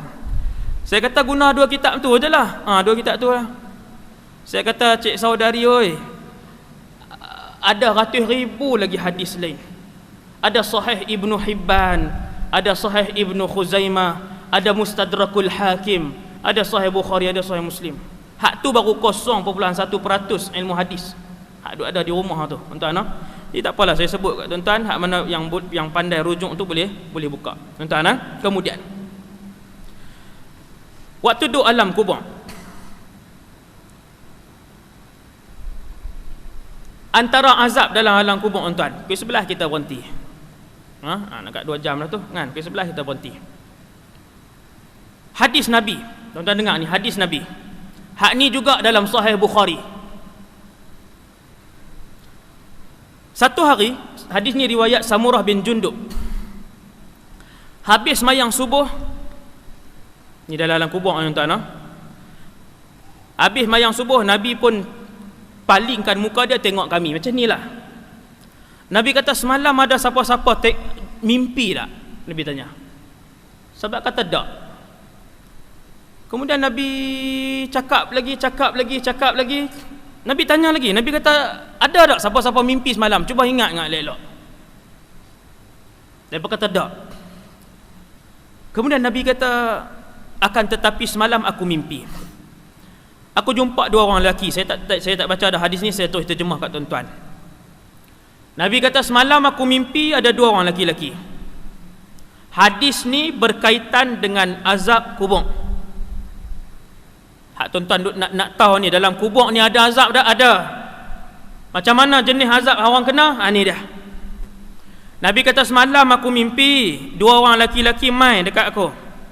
Fa akhadha bi yadi, depa pun ambil tangan aku, bawa aku pi ke Baitul Maqdis. Saya terjemah terus. Daripada Madinah tu tuan-tuan, bawa pi Baitul Maqdis dalam mimpi. Nabi sampai-sampai Nabi kenal tempat tu ni Baitul Maqdis. Nabi kata, ada satu orang lelaki, Nabi tengok satu tempat, ada satu orang lelaki, dia duduk, dan satu orang lelaki lagi dia berdiri. Yang berdiri ini, di tangan dia ada pisau cakok. Pisau macam sabit tu, macam tu kan. Dia pegang pisau sabit tu dengan tangan kanan dia, kemudian dia letak di mulut dia, dia tarik pi sampai hatta balagha qafah. Nabi kata dia tarik ni, dia belah ni sampai ke telinga dia, dia belah. Dia ambil pisau cakok tu pula, kemudian dia letak di tangan kiri dia, dia letak di mulut dia belah kiri pula, dia tarik sampai belakang, terbelah. Nabi kata kemudian kedua-duanya kembali bersambung dan dia buat lagi. Duk sakit ni tuan-tuan, bukan belah tu tunjuk saja, duk sakit ni. Rasulullah SAW dia tengok pandangan tu tuan-tuan. Pemandangan itu menyakitkan Rasulullah. Tuan-tuan, Nabi terus tanya. Nabi kata, "Ma hadha?" Ni pasal apa ni? Ini siapa? Depa kenapa? Kenapa dia buat begitu? Tiap-tiap kali dia belah mulut kanannya, bersambung balik untuk dia belah pula kali kedua. Dia sendiri buat. Azab kubur tuan-tuan, azab kubur. Jenuh tuan-tuan. Nabi kata hatta taqumas saah. Dia akan buat begitu sehinggalah hari kiamat. Inna lillahi wa inna ilaihi raji'un. Yang tu baru satu dosa. Kita tengok tuan-tuan. Nabi tanya, "Wahai tuan berdua, dia ni buat dosa apa? Dia ni pasal apa?" Dua-dua orang tadi jawab apa? Intaliq. Jom kita pergi. Tak jawab. Tak jawab. Intaliq.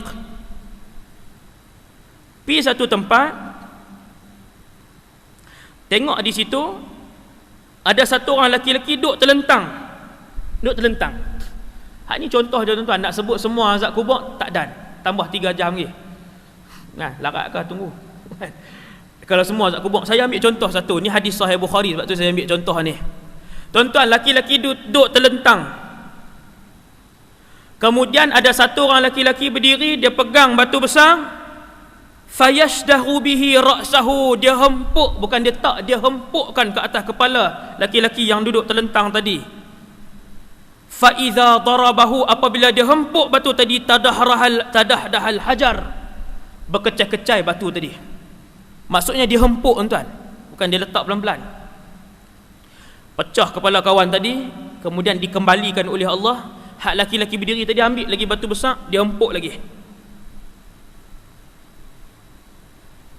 Waktu laki-laki hak berdiri tu nak pergi ambil batu, Allah kembalikan ni kepala ni untuk dihempuk kali yang seterusnya. Rasulullah sallallahu alaihi wasallam kalau dia tengok satu orang budak yang tak ada selipar pun, Nabi bagi selipar, apatah lagi bila Nabi tengok umat dia yang dihempuk macam tu. Nabi dah tak sabar-sabar dah ni. Dia nak tanya, dia nak tahu. Nabi nak tahu. Nabi tanya, "Ni pasal apa?" Depa kata intaliq. Dua orang tak sat ni kata, "Jom." Intaliq ni bergerak. Pergi satu tempat ketiga tuan-tuan. Satu rumah api.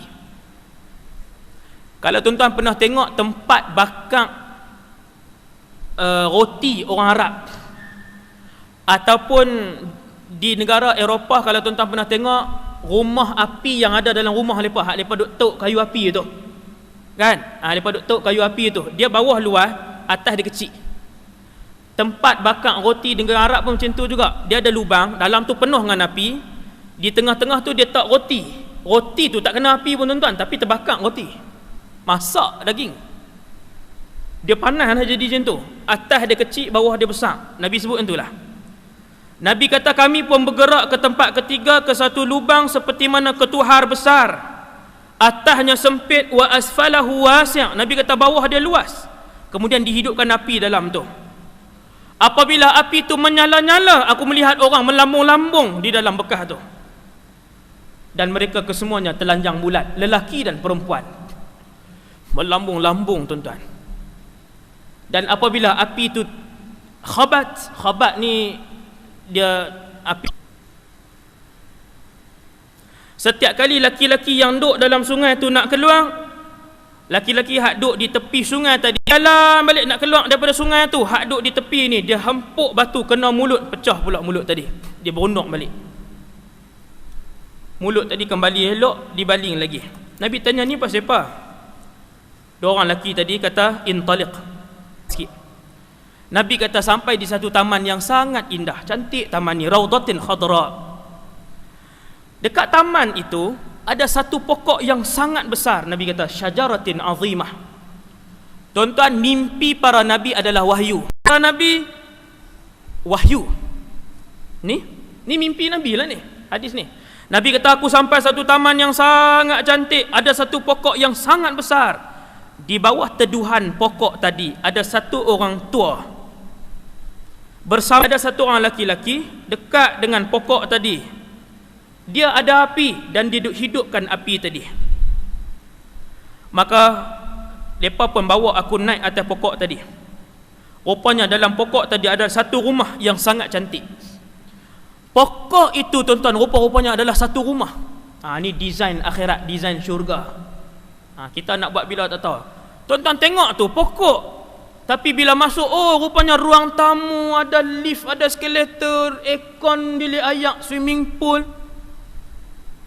Desain dia pokok. Subhanallah. Mesti kita tak sabar-sabarnya nak tengok syurga. Allah buat macam mana rumah kita ni. Nabi kata rupanya dalam tu rumah. Nabi kata, aku tak pernah tengok rumah yang lebih cantik daripada rumah tu. Dalam tu ramai orang, kata Nabi. Ada ramai orang, ada pemuda, wanita, kanak-kanak, orang ramai. Habis Nabi pun stop, Nabi tak boleh dah. Nabi kata macam ni, hampa bawa berjalan jauh dah ni. Daripada tadi aku tanya, hampa kata berjalan. Lah ni apa dia yang aku tengok sepanjang tadi. Kedua-dua lelaki yang bawa Rasulullah di dalam mimpinya tu pun kata, wahai Muhammad, adapun yang pertama kamu tengok tadi, yang memegang pisau sabit tadi, dia tarik daripada depan pergi ke belakang, itu adalah penipu-penipu di kalangan umatmu. Jaga elok tuan-tuan, orang hak tak jaga mulut ni. Hak cakap ikut dan panjanglah huraian dia tuan-tuan. Jagalah mulut kita. Jangan kata ke orang, tak boleh apa pun tuan. Jangan kata ke orang, jangan mengumpat orang. Jangan bercakap bohong. Bohong boleh menghancurkan keluarga orang tuan-tuan. Bohong boleh merosakkan program-program yang disusun oleh masjid, boleh rosak dengan pembohongan. Orang lain duk buat bohong, AJK punya duk susun elok dah. Bohong boleh merencatkan usaha dakwah tuan-tuan. Orang lain duk bawa mulut duk bohong, yang kita duk berjuang dakwah ni. Jangan tuan-tuan. Duduk dalam kubur, baru satu dosa, Nabi kata, baru satu dosa, dia duk ambil pisau sabit, dia tarik ke belakang, tarik belah ni pula, darah merambu-rambu turun. Sakit tuan-tuan. Bukan kata yang tu simbolik dah, buat sungguh. Bukan simbolik tuan-tuan, ingat saya dan kita semua. Kemudian kata dua orang malaikat taksat, wahai Muhammad, adapun yang kedua yang kamu tengok, yang hempakkan kepala dengan batu, relai batu tadi, ambil balik, hempak balik. Hak ni takut tuan-tuan, mereka yang diberikan ilmu agama. Nampak? Yang diberikan ilmu agama, tetapi mereka tidak beramal dengannya dan tidak menyampaikannya. Tak sampaikan. Hak ni yang paling takut. Banyak sangat hadis tentang orang-orang agama yang disiksa oleh Allah dalam neraka dan diazab kubur lebih berat daripada orang-orang jahil yang tidak belajar. Sebab orang agama ni dia tahu, tapi dia buat. Ni 4 kumpulan yang Nabi sebut. Nombor 2, kumpulan agama yang dia tahu agama, dia tahu isi Quran, dia tak beramai, dia tidur sama macam orang lain tidur. Nabi sebut dalam hadis ni, fanama anhu bil-lail wa lam ya'mal fihi bin-nahar. Kemudian apa yang kamu tengok wahai Muhammad, yang dalam tempat panas tadi ni, macam oven besar tu, yang tu adalah umat kamu yang berzina. Tu orang berzina tuan-tuan. Berzina. Tajuk berzina ni kalau ceramah sejam. Tajuk berzina. Betapa zina hari ni tidak mengenal usia, daripada orang 70 sampai budak umur 10 tahun. Berzina. Saya duduk di sekolah-sekolah kan. Duduk dalam masyarakat pula, sakit telefon. Ni kawan telefon. Zina menjadi-jadi zaman hari ni tuan. Menjadi-jadi. Ni betapa ramai di kalangan kita ni kemungkinan anak-anak dah berzina, dah tak ada darah dah, tapi mak ayah duduk pergi masjid tak tahu apa. Saya boleh buat main cerita betul kat tuan-tuan. 2-3 orang budak sekolah menengah ya, kata 1-2 berzina sekarang ni. Jaga tuan-tuan. Azab kubur dia sebelum azab neraka, lepas duduk dalam satu tempat panas ni, bakar sekali. Dan orang yang keempat itu, kata 2 orang lelaki tadi, wahai Muhammad, adalah orang yang makan riba. Lelaki yang kamu tengok di bawah teduhan pokok tadi adalah Ibrahim alaihissalam, wahai Muhammad. Budak-budak yang ramai di sekelilingnya tadi adalah manusia yang beriman.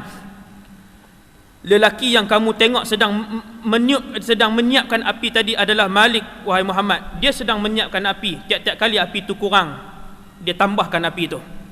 Allah sebut dalam Quran, kullama khabat zidna husa'ira. Sejak daripada Allah cipta neraka dahulu kala, tiap-tiap kali dia terpadam sikit je, Allah akan tambah, bagi dia menyala-nyala lagi. Siapa duk buat benda tu? Malik alaihi salam, malaikat Malik.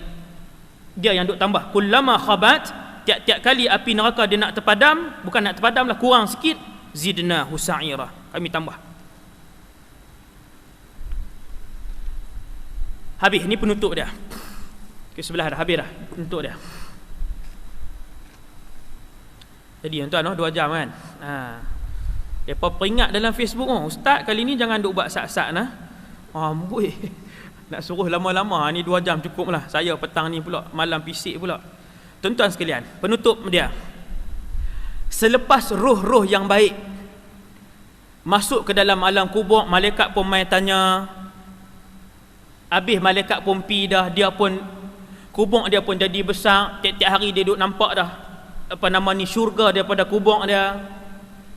Waktu tu tuan-tuan, rupa-rupanya Nabi sebut roh-roh lain pakat mai. Dia duduk satu alam. Di mana alam tu wallahu alam, tapi dia duduk satu alam. Roh lain mai kat kita. Mai kat kita roh lain pakat tanya, oi hang lah, kenal lah orang kampung kita. Duk pi surau, duk pi masjid sekali duk kenal.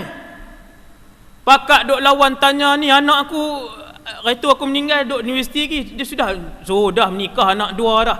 Kita ni hak kita hak habis malaikat tanya apa semua ni. Nabi sebut roh para ulama ketika tu kata apa? Nanti saat bagi dia rehat saat.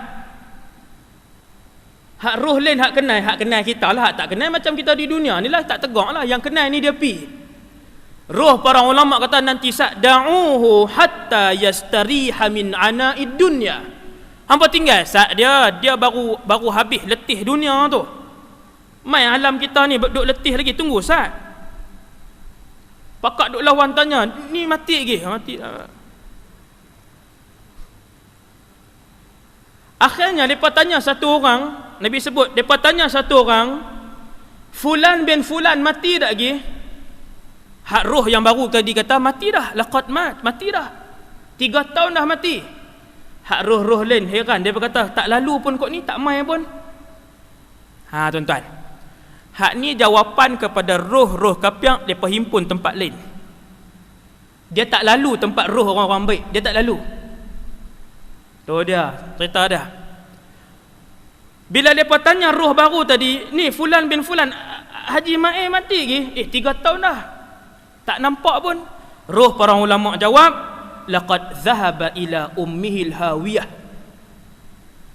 Dia mati dalam keadaan yang tak elok. Habis tuan-tuan, maka rohnya tidak dibawa ke sini, dibawa ke satu tempat penyiksaan.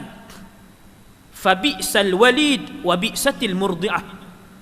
Maka seburuk-buruk anaklah dia, dan seburuk-buruk tempat tinggallah tempat yang dia pergi. Jawab roh para ulama tadi. Maksudnya dia pergi sana. Roh tadi pergi ke sana. Dia tak lalu tuan-tuan. Kita insya-Allah bila masuk alam roh nanti, kalau kita nampak muka ulama ramai, semua orang bagus-bagus, itu tempat elok lah maknanya. Tempat elok lah. Boleh cari waktu tu, nak jumpa siapa, nak jumpa apa. Bahkan kita boleh tanya pada roh yang baru turun tu, ni anak aku, isteri aku nikah lain tak lagi. Contohlah. Laki aku menikah lain lagi. Hang tinggal 3 hari dia menikah dah. Aku tahu dah, tu tak ada mengumpat dah tu, saya buat cerita tambah lah tu. Tu hadis maudhu' tu tak ada nah. Tu tak ada hadis nah. Kemudian tuan-tuan, habislah takat tu saja. Kemudian Nabi sebut orang yang duduk dalam alam kubur ni sentiasa menunggu-nunggu amal ibadat masuk kepada mereka. Nabi kata bila mati, kesemua jalan-jalan pahala ditutup kecuali 3 pintu saja dibuka. Yang pertamanya kata Rasulullah, sadaqatin jariyah, sedekah jariah. Pasal apa nama dia jariah? Sedekah yang berjalan. Sebab sedekah digandakan oleh Allah 10, 20, 30, 200, 700, bahkan kata Allah digandakan sehingga adhafin kathirah. Sebab tu nama dia sedekah jariah. Tuan-tuan, sedekah dengan RM5 dengan ikhlas, sedekah dia akan berkembang sampai bila-bila. Syarat dia ikhlas, jujur sedekah kita. Beli Quran tuan-tuan lah, sementara kita masih bernafas. Duit duk ada 30-40 ribu, nak taruh pasal apa? Nak bagi ke anak-anak tuan. Tuan-tuan, ada orang sampai juta duit yang dia himpun. Tuan-tuan, sampai juta. Saya cakap ni, ini realiti. Rumahnya dia punya gelut dengan dunia, rumah dengan tanah dengan apa? Orang tak pasal apa ni, 20 ni. Dia hidup sederhana je. Untuk anak-anak Ustaz. Tuan-tuan, anak-anak belum tentu menginfakkan duit-duit tadi fi sabilillah, belum tentu. Kalau kita yang faham agama hari ni, kita infakkan fi sabilillah, dia akan jadi sedekah jariah. Nombor 2, ilmu yang bermanfaat. Kita ajak orang baca Quran, kita ajak orang sikit-sikit sebanyak yang kita tahu. Dan yang ketiga, yang paling berharga, awwaladin salihin yad'ulah, anak-anak salih yang mendoakan ibu dan ayahnya. Orang boleh tengok tuan-tuan, dia ni pasal apa kubur dia terang sangat. Ini roh-roh baik duk sembang ni. Tengok apa, tengok kubur dia. Anak dia duk berdoa tiap-tiap hari. Anak dia 5 orang hafal Quran. Bahkan di padang mahsyar esok, Allah pakaikan ibu ayah yang mempunyai anak-anak yang menghafal Quran dengan mahkota kemuliaan dan juga baju jubah kemuliaan. Berbilion orang melihat pasal apa ada baju elok, kita tak ada. Maka orang-orang alim pun jawab, anak-anak dia hafal Quran. Anak-anak dia hafal Quran. Kubur dia terang benderang. Di padang mahsyar pun Allah muliakan dia. Bukan dia hafal, anak-anak dia hafal. Hak tu nikmat yang paling besar sekali. Kemudian saya rasa sekadar tu dulu. Walaupun ada sikit-sikit lagi, saya rasa cukup lah takat tu untuk perkongsian kita semua. Kalau ada apa-apa kesalahan, minta ditegurkan untuk sama-sama kita betulkan. Yang baik daripada Allah, yang lemah dan kurang daripada diri saya sendiri.